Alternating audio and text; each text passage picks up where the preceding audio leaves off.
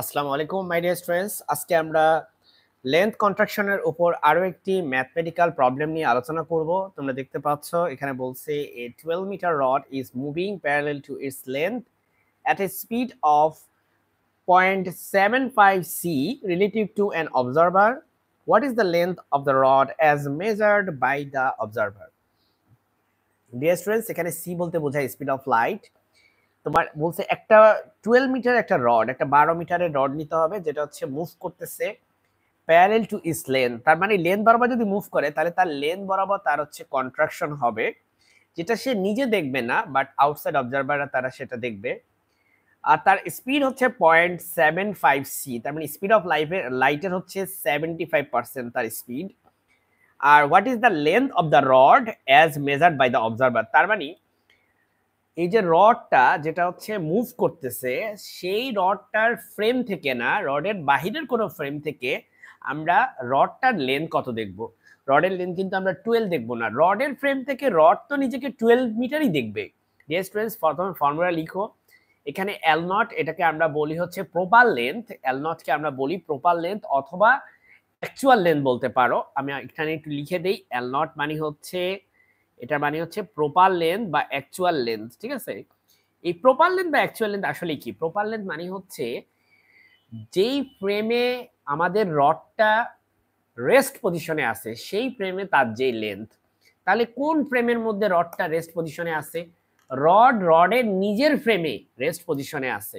My dear students, একটা rod 12 metre rod, সে তার নিজের ফ্রেমে রেস্ট পজিশনে আছে। মনে রাখবা, কোন একটা অবজেক্ট যদি মুভ করে, সে অবজেক্ট তার নিজের ফ্রেমে সবসময় হচ্ছে তাকে স্ট্যাটিক ফিল করবে যদি সে হচ্ছে ইউনিফর্ম ভেলোসিটিতে মুভ করে। ধরো একটা ট্রেন হচ্ছে ধরো বাম থেকে ডানে মুভ করতেছে অথবা ডান থেকে বামে মুভ করতেছে, তাহলে ট্রেনের নিজের ফ্রেমে ট্রেন কিন্তু দেখবে সে হচ্ছে মুভ করতেছে না, সে হচ্ছে স্থির, বাকি সবাই হচ্ছে মুভ করতেছে। তাহলে তুমি এল নট বলতে বোঝাচ্ছে আমরা এখানে প্রপার লেন্থ মানে length measured in roads frame. রডের যে ফ্রেম আছে সেই ফ্রেমের লেন্থ কত।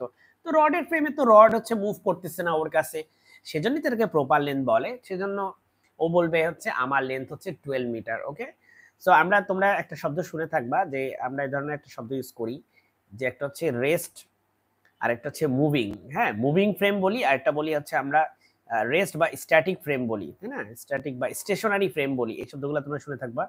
স্টেশনারি ফ্রেম, অনেকে কনফিউজড হয়ে যায়, বলে যে স্যার রড তো নিজেই মুভ করতেছে, তাহলে রড কিভাবে আবার স্টেশনারি ফ্রেম হয়? রড তো নিজেই মুভিং ফ্রেম না, ব্যাপারটা আসলে সেটা না। রড যে মুভ করতেছে, রডের নিজের রেসপেক্টে নিজে কিন্তু সে স্ট্যাটিক দেখবে, সেজন্য এটাকে বলি আমরা স্টেশনারি ফ্রেম। আর বাকি যত আউটসাইড অবজারভার আছে আমরা সবাই দেখবো রডটা হচ্ছে মুভ করতেছে, ঠিক আছে। সো স্ট্যাটিক ফ্রেমের যে লেন্থ মেজার করা হয় সেটার নাম হচ্ছে প্রপার লেন্থ। স্ট্যাটিক ফ্রেম বলতে রডের নিজেরই ফ্রেম, ঠিক আছে। যে যে বস্তু মুভ করবে সেই বস্তুর নিজের ফ্রেমটাই হচ্ছে আমাদের প্রপার লেন্থ। এখানে প্রপার লেন্থ তার মানে 12, কারণ রডের ফ্রেম থেকে রড নিজেকে 12 মিটারই দেখবে। হ্যাঁ, আমরা কথা বলতেছি মনে যেন রড একটা বস্তু, রড একটা ব্যক্তি, বাট কাইন্ড অফ ওইভাবে তুমি চিন্তা করতে পারো। ধরো রডের প্রাণ আছে, রড যদি নিজের দৈর্ঘ্য মাপতো তাহলে সে দেখতো আমার দৈর্ঘ্য 12 মিটারই।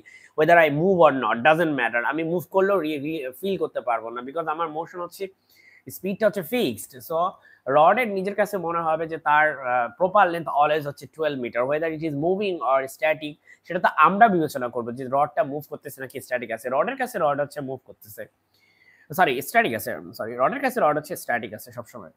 It is we who are moving, rod বলবে যে ভাই তোরা মুভ করতেছিস, আমি না। আচ্ছা, অনেক কথা এটা বলে ফেললাম। Root over 1 minus v square by c square, v হচ্ছে এই যে speed at which rod is moving, right? Rod যে স্পিডে মুভ করতেছে। আর এল হচ্ছে কি? এল হচ্ছে রডের ফ্রেম ছাড়া দুনিয়ার যত ফ্রেম